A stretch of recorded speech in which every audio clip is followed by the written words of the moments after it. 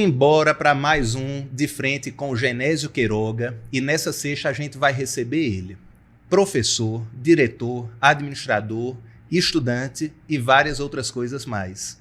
Seja bem-vindo, nosso professor Alexandre Bueno. Tudo tranquilo? Tudo tranquilo. Esqueci alguma coisa nessa apresentação que você queira trazer? Não, acho que é isso mesmo. Tutor também, né, esqueço o nome do teu cachorro, meu Deus do céu.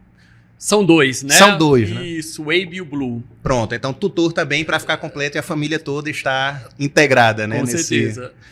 Professor, primeiro, muito obrigado por ter vindo aqui, por ter aceito esse convite. Tu como uma personalidade aqui da nossa cidade, eu sei a agenda corridíssima que é, e como foi corrido estar com a gente aqui hoje, mas já agradecendo meu nome, em nome da por estar aqui para a gente ter uma conversa muito, muito legal. Não, eu que agradeço a você pelo convite, agradeço toda a equipe e eu estava ansioso por esse momento. E eu já tenho que entrar perguntando isso, professor. Como é que o senhor consegue gerir tantos projetos? Eu sou professor na Faculdade dos Carajás, onde o senhor é o diretor, e a gente vê o tanto de projeto que pipoca, reunião com comunidade, extensão, poder público. Como é que administra isso tudo? Olha, é um grande desafio. Eu falo, trabalhar com a educação por si só é uma grande responsabilidade, já é um desafio, grande desafio. E quando a gente pensa na gestão de pessoas, isso se torna mais complexo. E no ambiente acadêmico, mais ainda, né? Porque a gente lida diretamente com professores, com alunos, coordenadores, com a comunidade, então se torna realmente um grande desafio, mas é muito também gratificante poder trabalhar com tantas pessoas, com perfis diferentes, então é um trabalho que vale muito a pena. Quando a gente vê assim, parece alguém vai falar, não, é só uma faculdade, mas a gente tem quantos alunos lá na...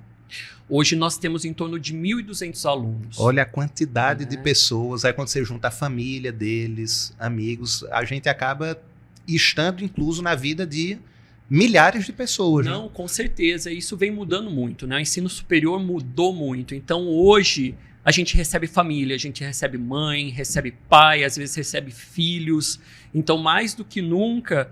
essa troca é muito importante. Então, você conhecer o aluno, mesmo você falando numa quantidade, né, tão grande de pessoas, são pessoas com necessidades específicas, né? Todas diferentes um dos outros. Perspectivas, isso, diferentes. Então, é muito importante que a gente esteja atento e consiga realmente atender todo mundo. E o senhor acaba estando por dentro de várias coisas também, né? Quando a gente pensa no poder público, campanhas contra a violência feminina, violência contra a mulher. A própria questão do nosso planejamento urbano tem um trabalho também que acaba sendo realizado junto a Carajás, né? Maravilha, Genésio, é justamente isso. Quando a gente pensa o planejamento, né, de um ano, de uma ação, a gente não pode desvincular isso do poder público, das demais entidades, né? Então, esse diálogo ele é constante. Inclusive, essa semana nós lançamos mais um grupo, né, de estudo, Geocrim, que vai trabalhar justamente os direitos humanos e também os direitos... Agora me fugiu a palavra, mas é a parte criminal. Né? Não sei se é fundamentos, criminalistas, algo nesse sentido. Pode ser. Né? Direitos fundamentais dentro do direito criminal, pode ser alguma coisa nesse sentido. E isso é importante porque, inclusive, eu tive um ex-aluno que conversou comigo. Genésio, na época da gente, a faculdade era basicamente ensino, né? Perfeito. E a faculdade, na verdade, é um tripé, né? O ensino, a pesquisa e a extensão. Então, às vezes até gera um choque das pessoas verem, não, mas eu não tive aulas hoje porque eu fui para um evento. Então, você não foi para um evento, você foi exercer um dos outros tripés do ensino universitário, né? Perfeito. Para a gente ainda está muito ligado à aprendizagem, ao ensino. Então, a gente quer estar dentro da sala de aula. Sala de aula e o professor falando das 19 às 22h40. Exato. E hoje a gente sabe que não é assim, né? A gente precisa desenvolver novas habilidades e a extensão, a iniciação científica ajuda justamente nesse processo. A gente sabe hoje que a formação ela precisa ser integral. Né? Então, não basta apenas você ter o conhecimento técnico. Né? O conhecimento técnico de forma isolada não agrega. Então, é é muito importante que você tenha essas outras habilidades para saber o que você faz com esse conhecimento técnico. Eu até brinco, o conhecimento técnico é o de menos. Se você não tiver essas habilidades comportamentais, né, de saber como agir com a comunidade, como agir com seus outros colegas, com os professores, com os colegas e estudantes, com os funcionários, com os colaboradores da faculdade, teu conhecimento técnico não vale de nada, né? Perfeito, perfeito. E o que acontece? Hoje nós temos acesso à informação de qualidade. Então, por exemplo, eu posso entrar no YouTube e ter acesso a uma aula excelente de um professor da USP, da Unicamp, né? Mas só isso não é o suficiente. Então, acesso à informação nós temos. Por isso, uma instituição de ensino superior de qualidade ela é importante, porque ela ajuda justamente o quê? Na organização disso tudo. Então, aí que está o grande desafio hoje da educação superior. É uma ruptura, né, em relação ao que a gente pensava, o que a gente nem o que pensava, porque eu sei que historicamente e teoricamente a faculdade sempre deveria ter se alicerçado nesses três fundamentos, né?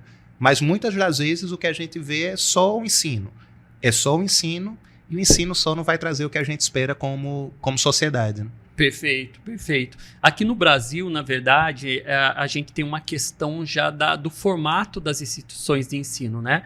Porque a gente tem um modelo europeu e um modelo americano. Então, o nosso modelo, na verdade, foi desenvolvido a partir da junção dos dois. Então, agora que a gente está aprendendo a lidar com isso.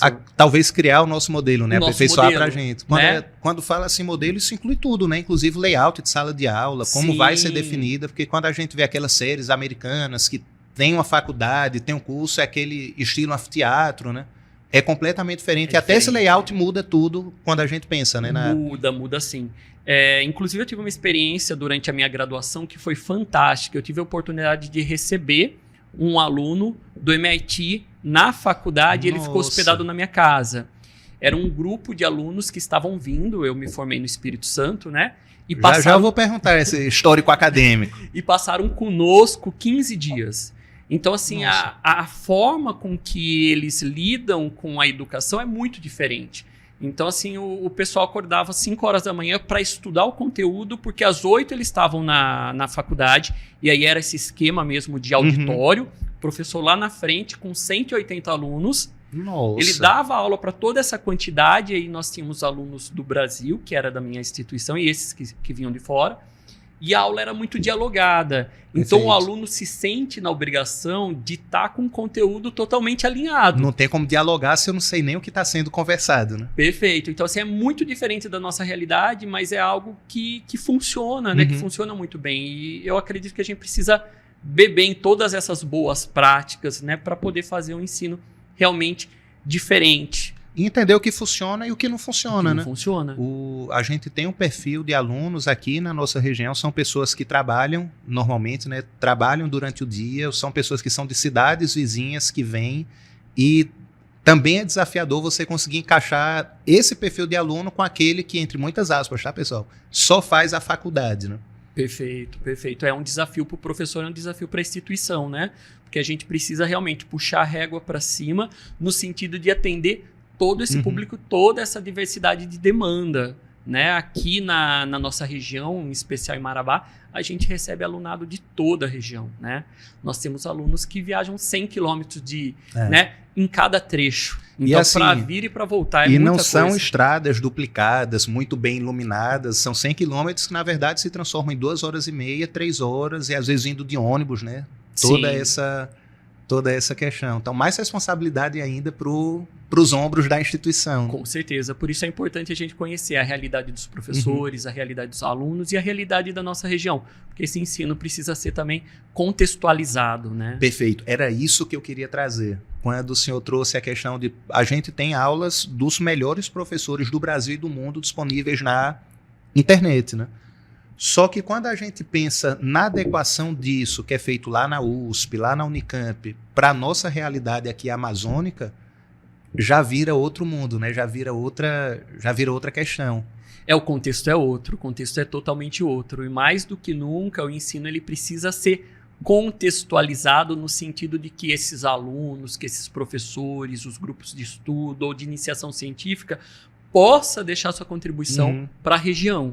Né? Então isso é muito importante mesmo. E até como para os futuros profissionais é muito diferente. Eu posso ter uma aula com um professor X lá do direito criminal, um grandão do Brasil, mas ele não vai saber como é a realidade na delegacia de Marabá, por exemplo, ou como é feito aqui, ou no fórum de Marabá, as circunstâncias locais, né? Então entra de novo naquilo. Só a técnica pela técnica não vai resolver a vida daquele aluno, daquele futuro profissional, né?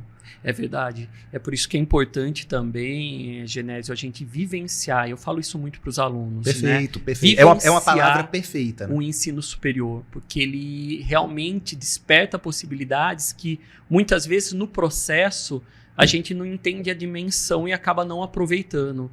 Então você pega a sala de aula, é uma oportunidade também de você fazer network, dialogar com outras pessoas, conhecer outras pessoas, né? Você pega na nossa instituição, por exemplo, os nossos professores, todos são referência no mercado de trabalho e em todas as áreas, né? Então, é a oportunidade de se aproximar, né? De fazer boas relações, porque isso perdura para o resto da vida. E mostrar, de fato, quem você é. Eu brinco quando eu participo de colação de grau ou de algum evento, do Jaleco não, ou eu indo para o curso da área da saúde, do CEO, do Vadimeco, que a gente não...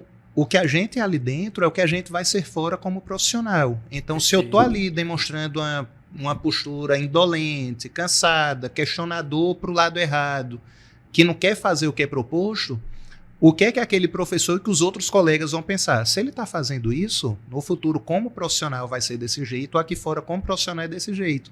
Eu vou querer ter uma relação profissional com essa pessoa?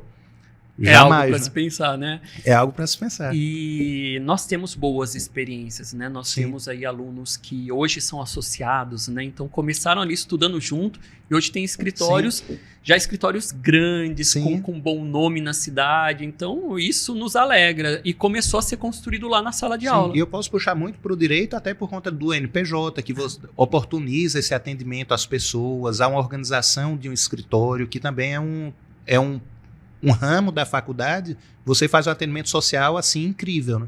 Perfeito. A gente hoje tem o NPJ e tem o CEPSI também, né?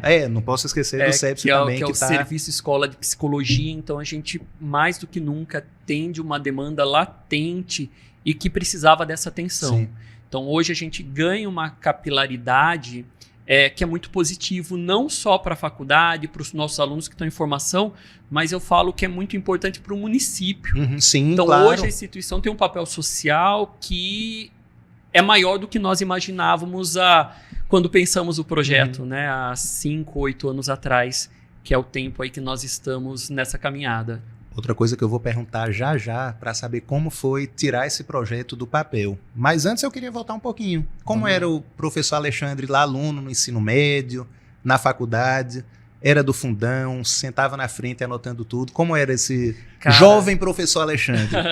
Olha só, a minha história é muito engraçada, porque eu sou muito grato. Eu falo assim que na minha vida eu sempre tive muitas oportunidades. Então, assim, o meu grande dilema, o meu problema era decidir qual era, entre as oportunidades, o que eu ia optar, o que eu ia escolher. E eu sempre entro nisso a gente já conversou aqui com a Angélica sobre isso. Eu não acredito que as coisas são por acaso. Tinha oportunidade, tinha dúvidas, porque possivelmente isso era uma pessoa que demonstrava interesse, que demonstrava isso. Não é porque o universo disse, não, o Alexandre ali é bonito, vou dar um monte de oportunidade na mão dele, né? É isso mesmo. E às vezes as pessoas avaliam e acreditam que é dessa forma. Para ele é mais fácil, né? Então tem diversas situações.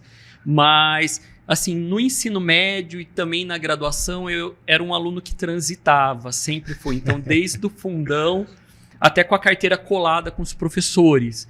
Mas hoje eu sou muito mais tranquilo. Eu era um aluno meio que difícil, sabe? Então eu gostava de uma confusão, de uma briga. Você tá brincando, professor? Sério. Quando a gente olha hoje, não imagina nunca. Não imagina, né? Então, assim, eu era muito...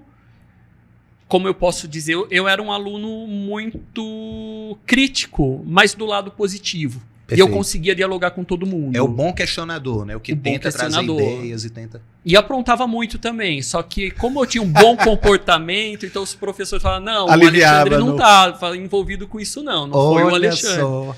Né? Então circulava entre os grupos. E conseguiu ser suspenso alguma vez, professor? Não, por pouco, mas nunca fui suspenso. Perfeito. Né? Mas assim, eu sempre estava envolvido. Então, desde da organização dos projetos, semana cultural, semana de ciência, né? até as bagunças eu estava ali. Você tem que ativo. aproveitar tudo daquele Com momento, certeza. né? Você tem que estar com o pezinho na parte boa e o pezinho também na parte meio bagunceira. Sim, porque a gente aprende, né? Sim, não, tem que aprender tudo. Tem que aprender tudo. E a gente conversa, você vê que o aluno está pensando em querer colar, pessoal, eu já fiz isso. Aqui da frente a gente consegue ver tudo, eu sei o que vocês estão tentando fazer. Segura, porque verdade. a gente teve essa oportunidade de estar do outro lado, né? E são experiências assim, que a gente leva para toda a vida, né? E em relação à graduação, né? O senhor fez a da época graduação de na sua vestibular, cidade cara. O senhor é de onde? Eu sou de Piracicaba. Piracicaba, mas fez a faculdade no Espírito Santo. No Espírito Santo, Tá, então exato. teve essa saída de casa, né? Tive essa saída de casa. E assim, na minha época de vestibular era coisa de doido, né? Era FUVEST, primeira, segunda fase, né? Então a gente entrava para fazer prova, tinha um monte de japonês, a gente já ficava desesperado, né? Porque eles gabaritavam as provas, né? Então quando um japonês desistia, a gente já comemorava que era um a menos, né? E foi assim uma fase muito gostosa, uma fase de aprendizagem. A gente se organizava também, professor, para viajar e fazer os vestibulares, porque era caro. Olha só, verdade. Né? Era Hoje, caro. com a unificação do Enem, a gente nem lembra mais disso, né? Mas eu lembro de amigos meus que queriam fazer medicina, viajava para Recife, João Pessoa, Campina Grande já era mais fácil, mas Caruaru, Natal, viajava tudo atrás da faculdade. Eu lembro o pai e a mãe, eles juntavam o dinheiro, porque daí para ir para a Federal do Rio Grande do Sul, para a Federal de Santa Maria, FUVEST, Unicamp, a inscrição era muito cara na época, né? Tu pega aí há quantos anos atrás? Há 20 anos atrás, a inscrição 180, 160 reais era muito dinheiro. Na época ia ser 1/4 do salário mínimo. Exato, e aí as provas, elas coincidiam, daí a gente tinha que fazer a opção por qual instituição, né? Então era muito diferente do que é hoje. Hoje eu falo que o acesso é muito mais fácil. Perfeito. Né? E eu comecei fazendo em Piracicaba mesmo o curso de Ciências Econômicas. Então é um curso assim que eu gostava muito, mas eu tive uma mudança, né? Então eu estava saindo de São Paulo e indo para o Espírito Santo. Aí eu optei por fazer administração. Perfeito. Né? Que é o curso que eu me formei. Então eu já me formei em Vila Velha. Vila Velha, Espírito Santo, Universidade perfeito. de Vila Velha. Que ano, mais ou menos? Professor 2006. 2006, já vão alguns anos de Já estrada, vão né? alguns Como profissional. E a vinda para cá, para Marabá? Como é que se deu esse caminho? Professor, foi bastante assim inusitado. Aliás, já veio direto de lá para cá ou teve algumas paradas antes de fato? Não tive. Minha formação se deu no Espírito Santo e ali mesmo, desde a época de estágio, eu atuei na Federação das Indústrias, né? Certo. Então, como estagiário, depois como efetivo, trabalhava especificamente com projetos em fomentação à pequena e média empresa, Perfeito. em parceria com o Sebrae. Então, como funcionava? Nós entrávamos com a inteligência, com a estrutura dos projetos, e o Sebrae, que era quem tinha o maior dinheiro, entrava bancando esses projetos.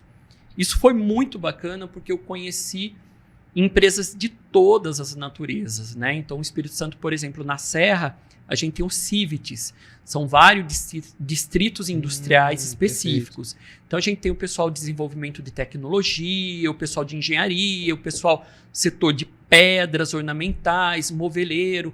Então, assim, eu circulava em todos esses CIVITs. Teve acesso a muita coisa, né? E na região como um todo. Então, indústria moveleira, têxtil, polpa de fruta, de toda a natureza. Então eu falo assim que a Federação das Indústrias foi uma grande escola, né? Então é um trabalho que eu assim falo com muita empolgação porque é um trabalho realmente apaixonante, né?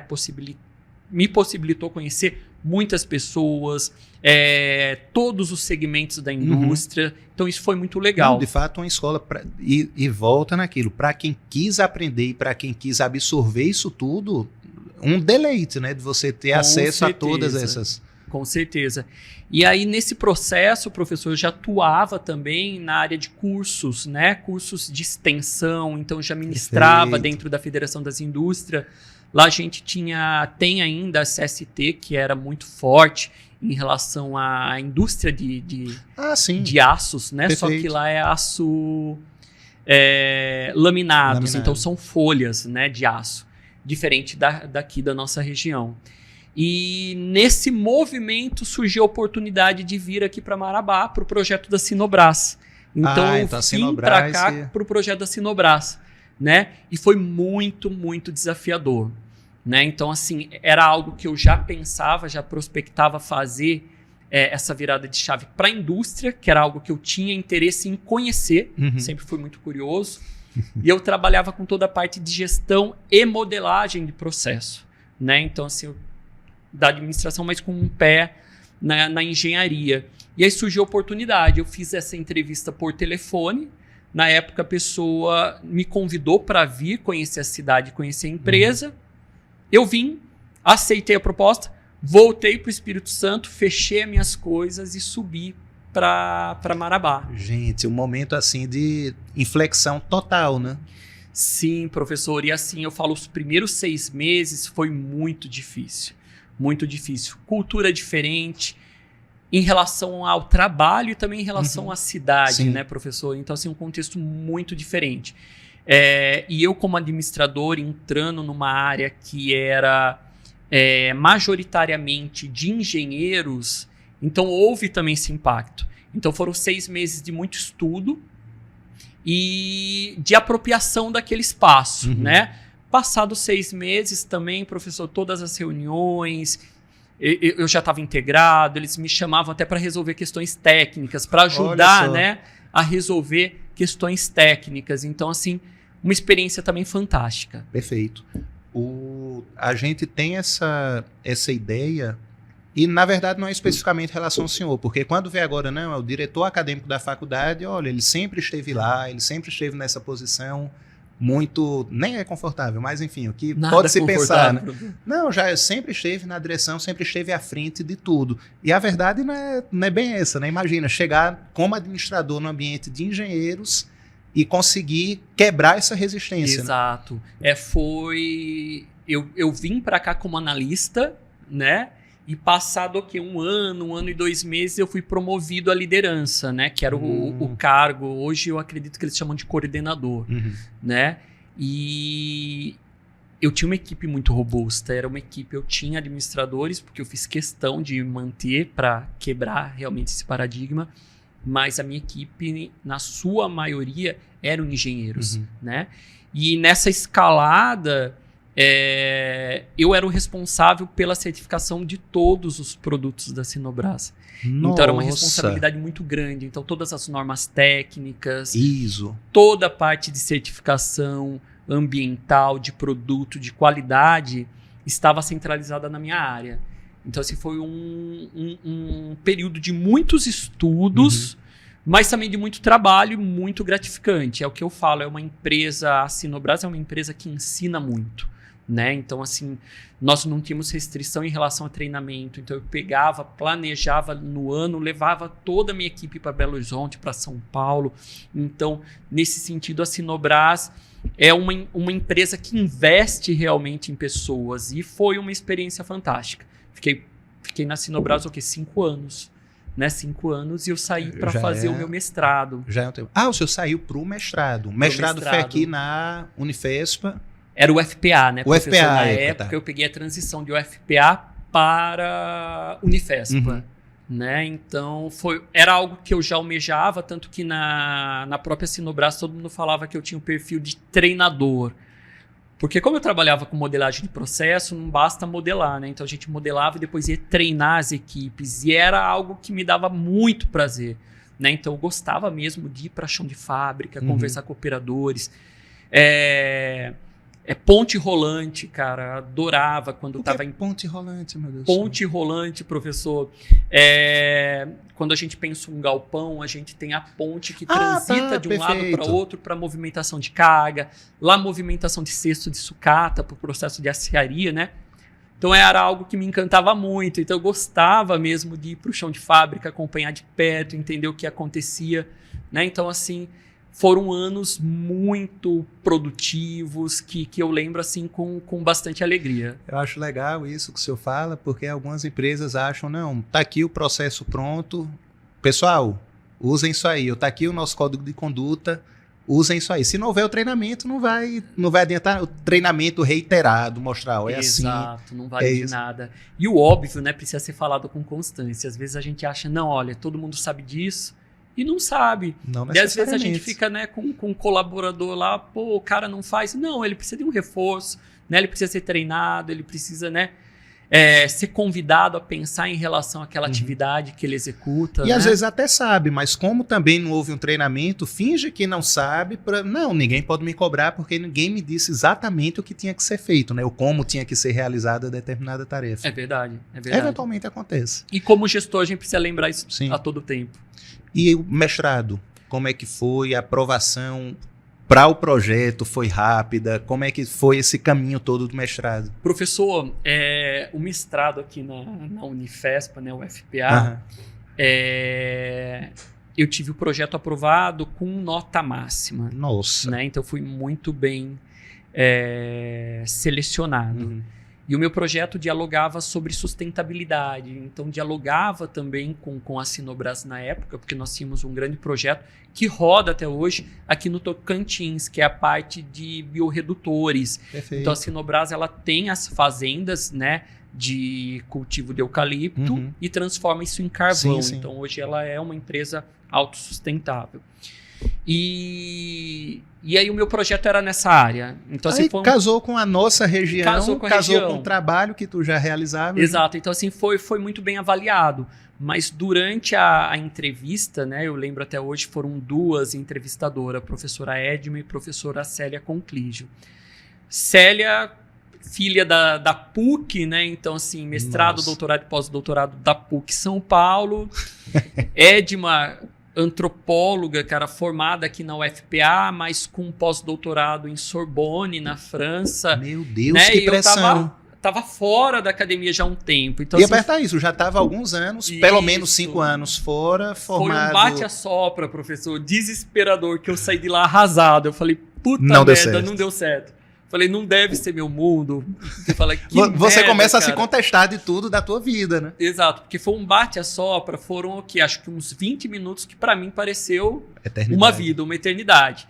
Eu saí desanimado, falei, cara, não é possível. E, né, voltei pra empresa na época. E é tão bom o senhor trazer isso, porque a gente, enfim, tem os alunos que tiram dúvidas e às vezes ficam angustiados com a prova ou por causa de uma banca do TCC também, que é um momento muito, muito importante. E eles também dizem, não vai dar certo, não vou conseguir nunca fazer isso. E consegue, né? Consegue sim, né? Mas foi uma experiência bacana, né? Passaram-se alguns dias, essa era a última etapa, a entrevista, saiu o resultado do edital. E para abrir esse resultado, atenção, como é que tá? Nossa, nem me fale, né? Era um misto de pensamento, de ideias. E aí eu abri esse edital, era para ter saído um horário, não saiu, eu liguei pro programa, falei, e aí, não, já vai sair, não sei o quê. Tava esperando o cara da TI para subir, né? O pessoal da TI é extremamente importante em todos os lugares. Em todos os lugares.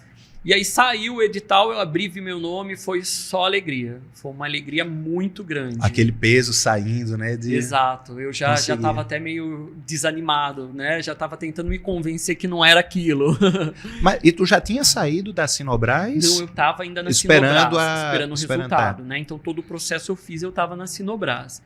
E aí eu resolvi sair por conta do mestrado. E foi também um processo, né? Meu telefone não parava de tocar. É outro ponto muito forte, né? Porque dessa tua trajetória na Sinobras, tu deve ter criado uma importância muito grande para o que tu fazias, né? Sim. Eu estava assim na iminência de ir para o Tocantins, para o projeto da Florestal, ou ir para a Holding em Fortaleza. Então, assim, eu tinha esses 2 caminhos também, né? E aí eu falei, não, gente, eu vou fazer esse mestrado. E o pessoal, meu telefone começou a tocar, não, tu é louco, você já é profissional, tu vai voltar a ser estudante, não faz isso. Olha só, você já tem uma carreira, coisa e tal. Eu, não, gente, eu sinto que eu tenho que ir. Não faça isso. Então foi assim, uns 2 dias dessa agonia, o pessoal conciliando, não vá. Outros, não, vai, se é o que você quer, o que acredita, vai. E eu optei por ir. E foi algo bastante acertado. Eu falo que esse mestrado, professor na Unifespa, abriu não só possibilidades, mas Uma outra seara que eu não tinha conhecimento, porque eu fui obrigado a conhecer como se deu o desenvolvimento dessa nossa região, né? Entender por que a gente é hoje o que é hoje. Isso, e eu falo nossa região, né? Porque eu tenho o título de cidadão marabaense, então eu sou marabaense também. E eu fui obrigado a estudar essa região e me surpreendi, me apaixonei ainda mais, né? Por essa questão da geografia, por ser uma região de fronteira, uma região, né, de circulação de pessoas, de mercadoria. Então, para mim, assim, foi um mestrado ideal, né? E quando o senhor falou que recebeu o resultado, tirou um peso, mas deve ter durado pouquíssimo tempo, né? Porque o mestrado realmente é algo que puxa muito, que suga muito da questão acadêmica, professor. Da questão mental, de juízo, de tudo, né? Suga demais. E assim, a gente tem professor que não tem muita sanidade, né? Só cá entre nós, né? Ninguém vai escutar isso então, aqui. Assim, de um dia para o outro, assim, texto de 500 páginas. Não, o próximo encontro a gente vai ler e mestrado, a dinâmica é diferente, né? O professor tá lá para fazer a mediação. Sim. É a gente que tem que debater. Então, era madrugada, debruçado em leitura. Foi bastante puxado. Então, quando não tinha aula, eu ia para a biblioteca aqui do Campus 1, né? Conhecia todo mundo já do campus, almoçava ali no Tapiri, né? Então, voltei realmente a ser estudante. Porque imagino que quem mantém a atividade profissional concomitante ao mestrado, por exemplo, você não tem essa mudança de chave, né? Para ser, de fato, um estudante. Tu tiveste essa oportunidade aqui na nossa região, né? Conseguir ser o estudante e ter esse lugar de fala, né? Lugar de fala. E foi fantástico, assim, o mestrado me trouxe minha orientadora, a professora Andrea Hetz, né, que trabalha com as questões do meio ambiente, da agronomia, pessoa fantástica que eu levo para toda a vida. Fiz grandes amigos também, né, no mestrado, então a professora Francilete Almeida, né, que hoje foi nossa professora, hoje está à frente do Pequeno Príncipe, professor Messias também. Então, assim, são pessoas, assim, que o mestrado me deu para a vida. Então, a gente saiu desse profissional mais técnico, né? Sim. Botou um pezinho no mestrado, já algo mais acadêmico. E como foi a Carajás? O senhor ainda foi durante o mestrado? Professor, a Carajás, já quando eu estava na Sinobras, eu fui assediado algumas vezes, né? Pelo grupo. Já existia esse planejamento ou já existia algo rodando aqui? Já existia o projeto inicial da faculdade. Perfeito. Né? Eles, não, vamos com a gente, não sei o quê. Eu, não quero, muito obrigado. Daí houve um segundo assédio ainda na Sinobras. Vamos com a gente, vamos dialogar, o que precisa para a gente fechar. Eu não quero, agradeço.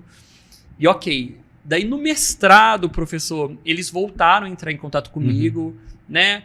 E eu estava adiantado em relação, né, às disciplinas. Eu falei, bora conversar, né? Vamos ver como é isso. Vamos ver como é isso. Deixei eles no gelo um tempo e eles voltaram a me procurar. Estratégias de negociação com o professor Alexandre.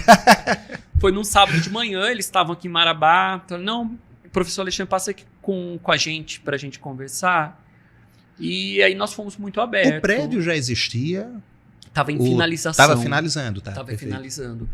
E aí eles, não, professor, e aí, o que a gente precisa para fechar?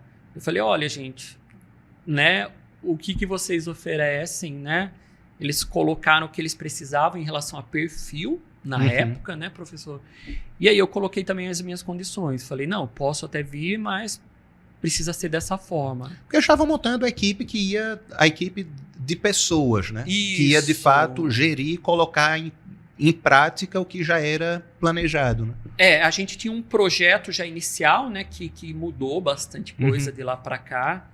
E a ideia, assim, eu trabalho com bastante liberdade. Então, quando eu fui contratado, era esse o propósito, né? Falou, não, professor, nós precisamos um rosto e um profissional para vincular a faculdade, né?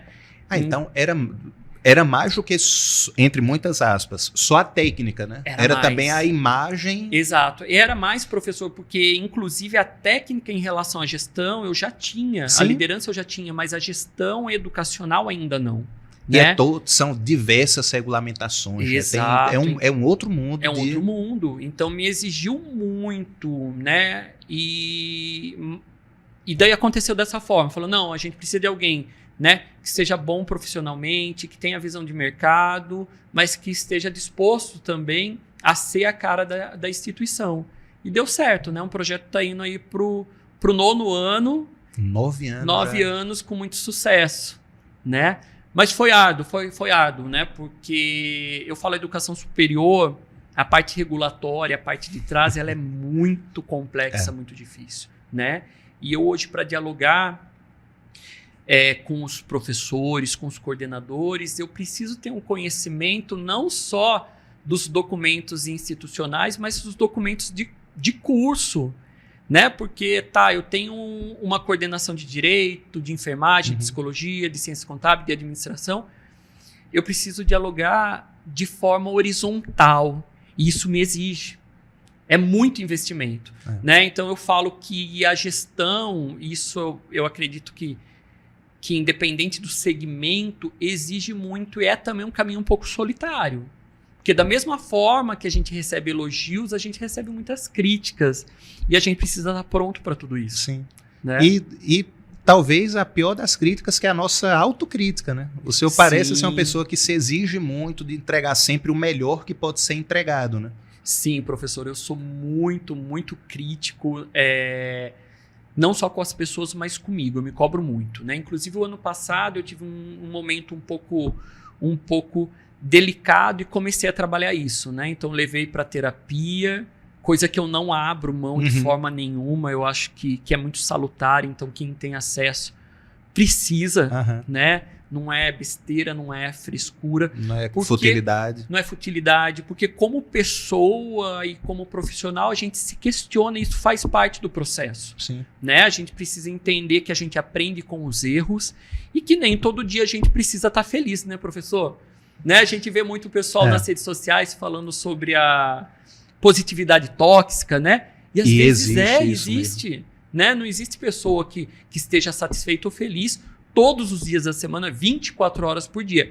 E se essa pessoa existe, tem algo errado. Né? É porque ela não está sabendo de alguma coisa. Não tem ela jeito. tem um problema muito sério, mais sério do que o nosso. É interessante pensar que, apesar de 9 anos, é pouco tempo, mas nesses 9 anos, quando a gente pensa, por exemplo, a evolução da tecnologia de internet, difusão do Instagram, por exemplo, de redes sociais geral, WhatsApp, já virou outro mundo, né, dentro desses 9 anos. Já, professor, as plataformas digitais, as plataformas de comunicação, né? Então, hoje existem outras possibilidades.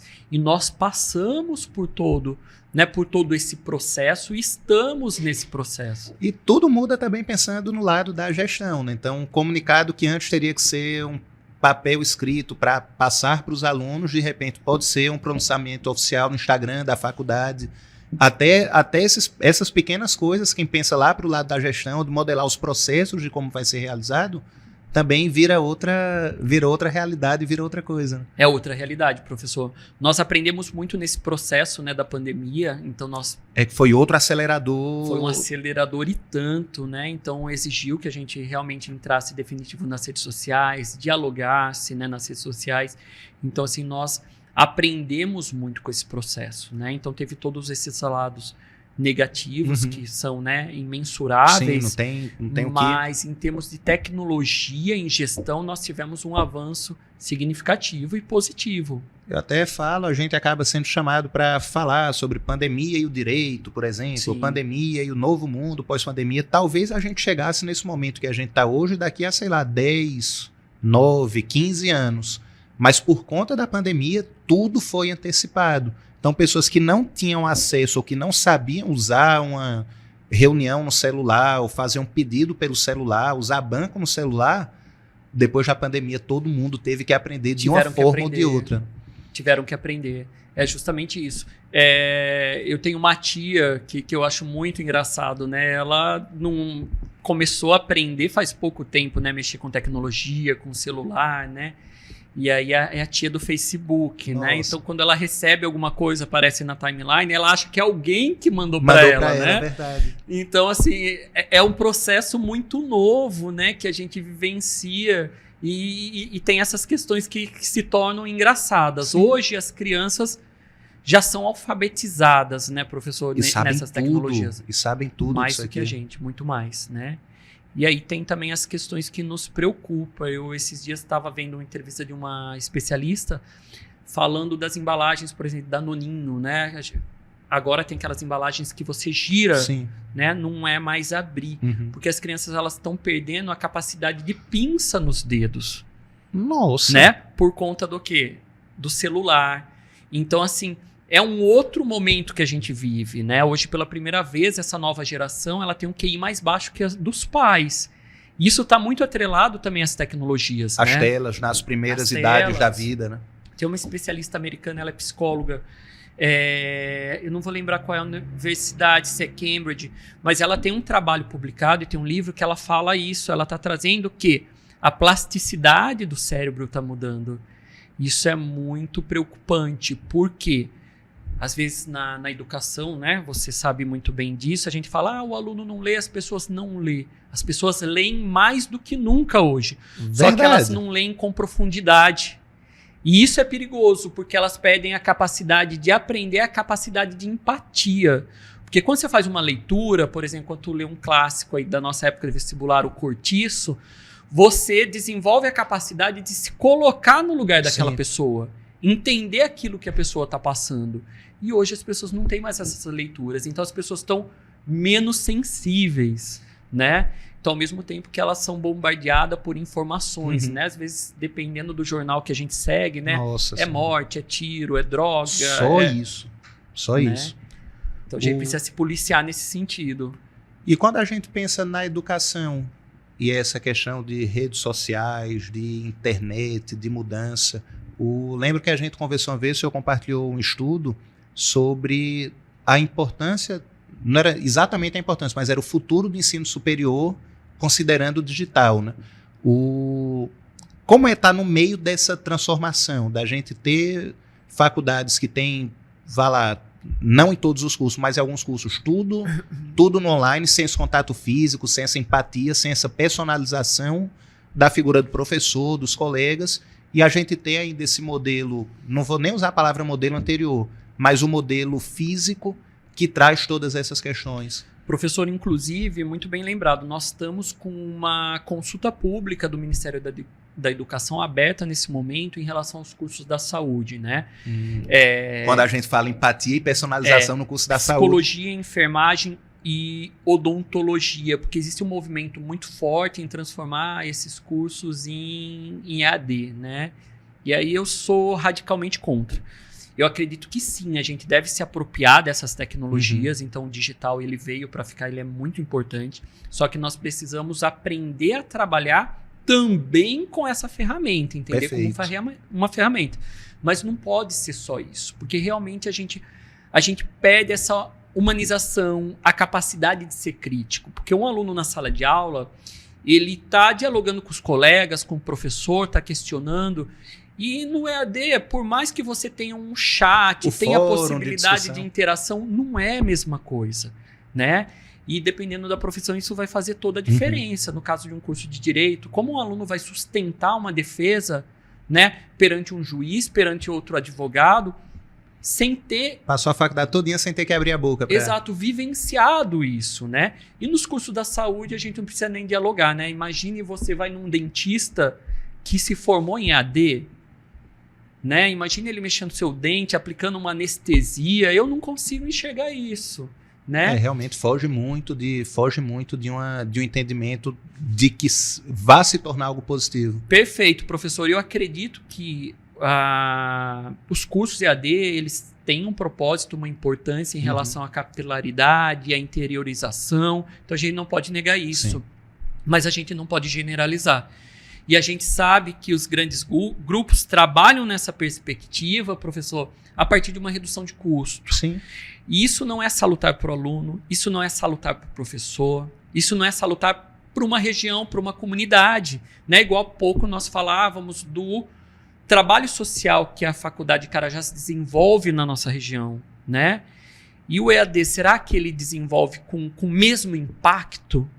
Né? Então é algo para a gente refletir, é algo para a gente pensar, né? Eu reforço, não que não tenha sua importância, sim, mas precisa ser contextualizado. E eu acredito que nada substitui, professor, o calor, o contato, o afeto. Até a bagunça que, aqui falando para os meus alunos, até a bagunça que é feita, a brincadeira professor, que você faz com um colega que na época é estudante e daqui a pouco vai ser teu sócio no escritório, por exemplo. Ei, lembra daquele dia que a gente saiu da aula e foi lá para a cantina comer alguma coisa, por exemplo? Exato, a comemoração de um aniversário do professor, um aniversário de um colega, uma festinha surpresa, um chá de bebê. Tudo isso nos desperta para todas essas outras habilidades que hoje são mais importantes do que nunca, né, professor? A gente precisa ter isso em mente, que isso faz toda a diferença. Dessa capacidade. E o que é que a gente tem de projetos para o futuro, professor Alexandre, que podem ser revelados? Professor, nós estamos trabalhando em alguns projetos grandes, então, assim, nós estamos atentos ao desenvolvimento da região, então todos esses projetos que estão chegando. E é algo que a gente nota, não só da ponte que está sendo construída, ou não só das obras, mas a gente vê muita gente nova chegando à cidade, muita coisa, muitas empresas novas chegando, pensamentos diferentes nas empresas que a gente já tinha. Acho que a gente está num momento muito, muito efervescente, né?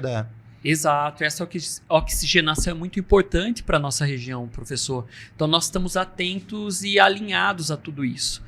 Hoje a Faculdade dos Carajás já tem, né, professor habilitado e aprovado também um ensino médio, tem também os cursos técnicos, né? Então hoje nós estamos habilitados à oferta também dessas modalidades.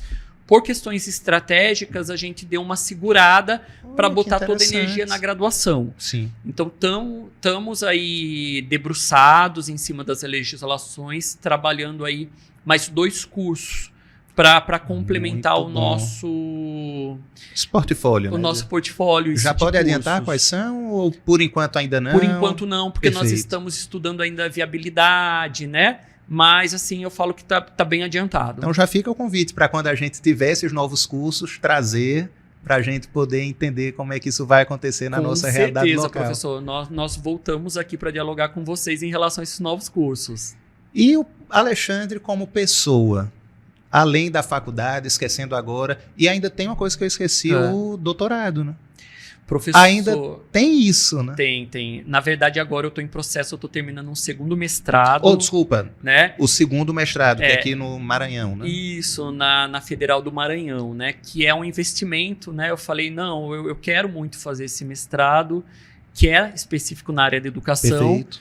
E provavelmente a defesa está aí para daqui 15 dias. Então, assim... Você está conversando comigo e a cabeça deve estar pensando várias coisas, né? Professor, foi um processo muito prazeroso também. Então, assim, é algo que agregou muito, principalmente nas questões pedagógicas, né? Então, assim, estou muito feliz por ter chegado mais nessa etapa. Durante esse processo também tive a oportunidade de já cursar 2 disciplinas no doutorado da UFPA. Não errei tanto, então, quando falei sobre o doutorado. Então eu já estou adiantado em relação a algumas disciplinas para ver se eu encaro aí no próximo ano também mais esse projeto.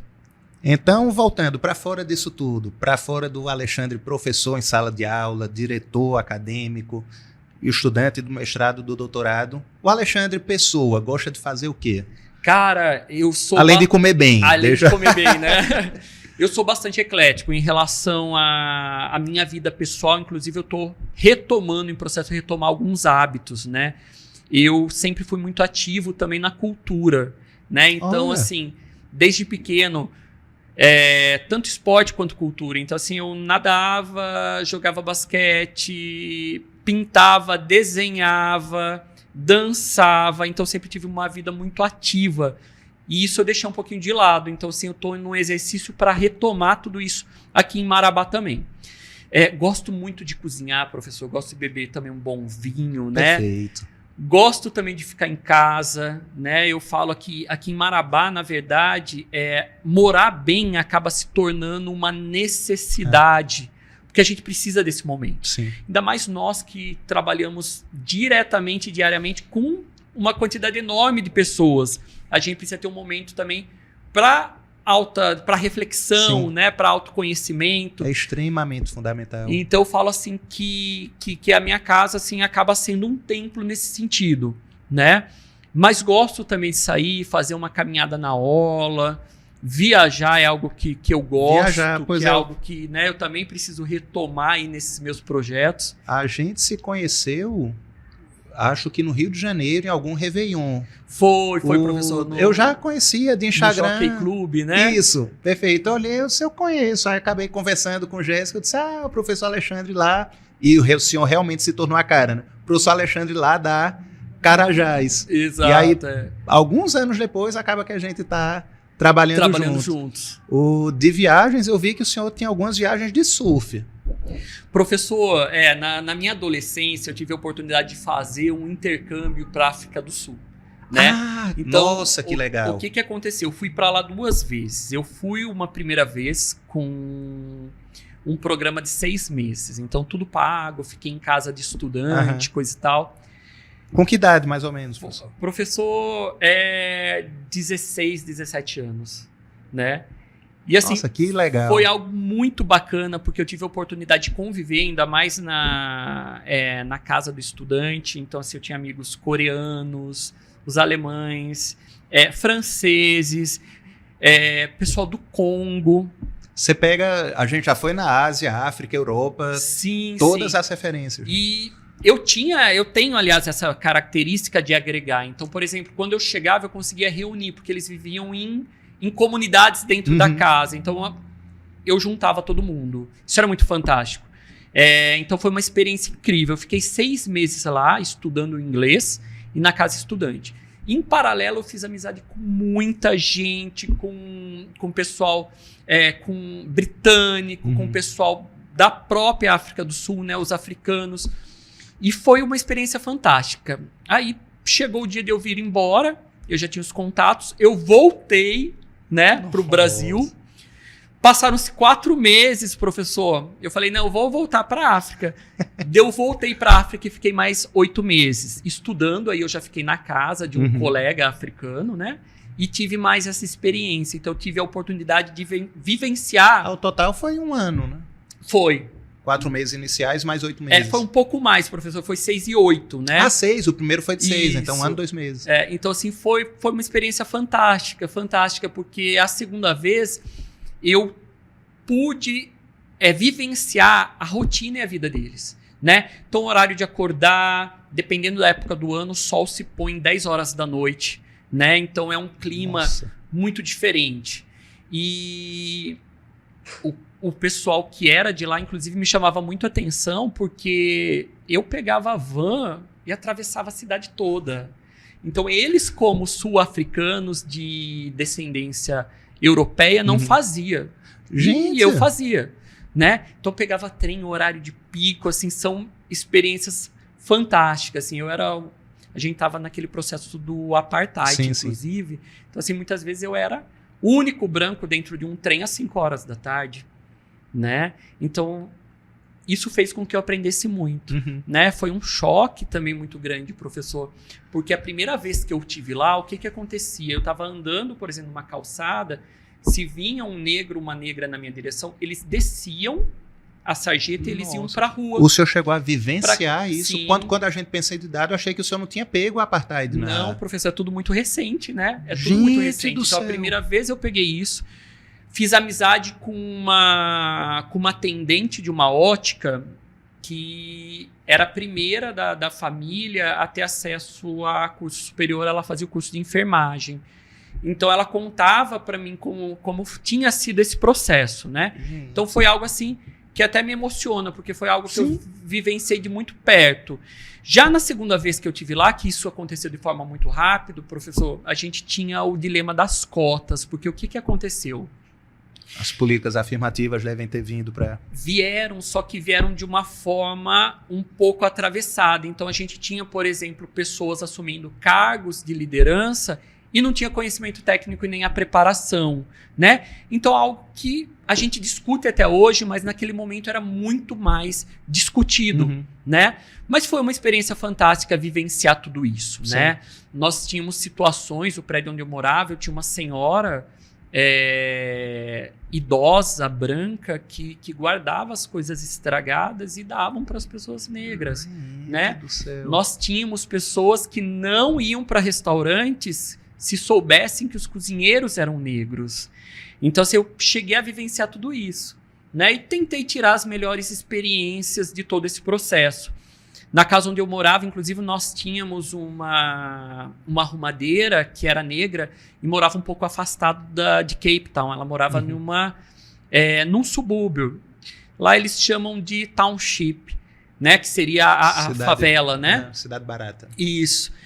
E ela só falava o dialeto local, porque lá a gente ainda tem essa questão. São 18 dialetos. As línguas oficiais são 2, o afrikaans e o inglês, né?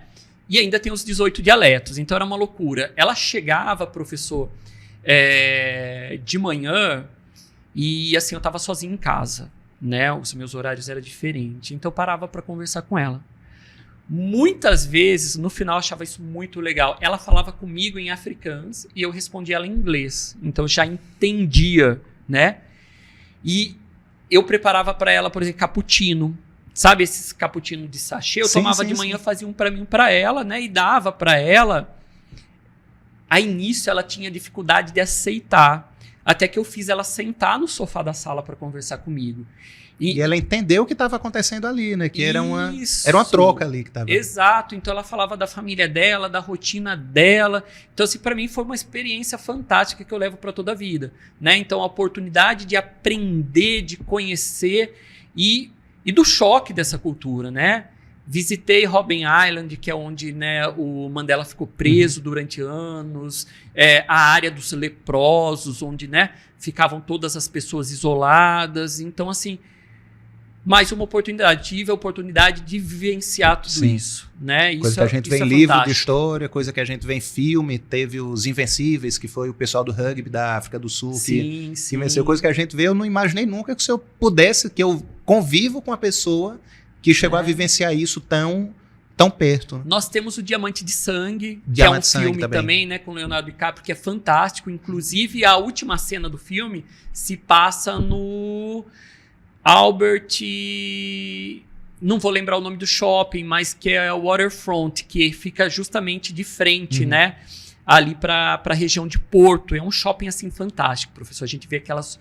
É o extremo da pobreza e de riqueza. A gente vê aquelas lojas de diamante, né, com coisas assim que assim a gente não imagina. Não consegue colocar a quantidade de zero no valor. A gente vê em filme de longe, né? E muitas vezes acredita que aquilo não é real.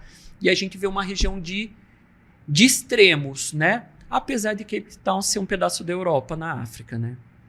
É uma cidade maravilhosa, cara.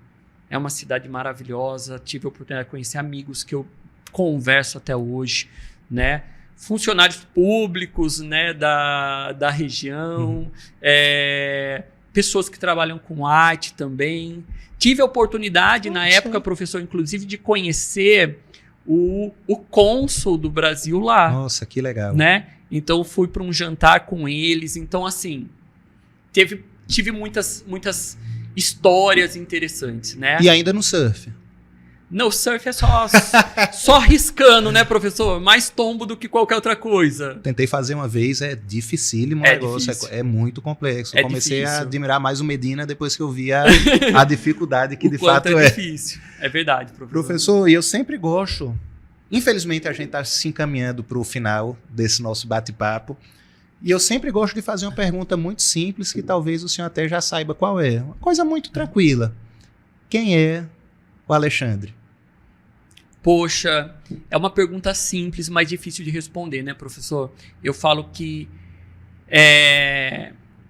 definição, independente de qual seja ela é muito difícil, né? E se definir é complicado. É complicado. Complexo.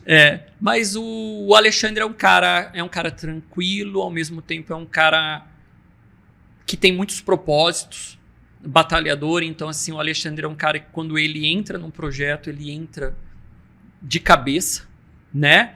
Mas, ao mesmo tempo, o Alexandre é um cara amigo, acolhedor, até um pouco paternalista. Então, eu tenho essa questão. Então, eu boto as pessoas debaixo das minhas asas e tento cuidar da melhor maneira possível. E quando eu falo isso, é como gestor, é como professor, né? Então, os nossos alunos, que eu falo que, né, acaba que nós acabamos convivendo com todo mundo. Então, assim, eu sou uma pessoa que que se orgulha do ciclo, né, que hoje eu tenho, das pessoas que eu convivo. Então, tenho orgulho dos nossos professores, dos nossos amigos, das pessoas que eu convivo. E eu sou muito grato. Então, o Alexandre é uma pessoa muito grata por tudo aquilo que teve a oportunidade de vivenciar. Perfeito. Acho que é isso. Professor, muito obrigado por ter aceito esse convite, muito obrigado por ter trazido toda essa experiência, todas essas vivências. O senhor é uma pessoa que a gente vê essa paixão pela educação, essa paixão pelo trabalho de realizar coisas boas. Não só para o senhor, não só para a faculdade, mas para todo mundo que está dentro desse ecossistema. Então, Sim, muito obrigado. Professor. Eu que agradeço aí a oportunidade, o convite, né? Fiquei muito feliz, né, quando eu recebi o convite e estou à disposição, né? Perfeito. Ano que vem a gente vai ter que chamar novamente para ver essas novidades todas que a gente vai ter por aqui. Com certeza. Pessoal, muito obrigado. Fica aqui mais um De Frente com Genésio Queiroga. Sexta que vem estaremos juntos de novo. Valeu!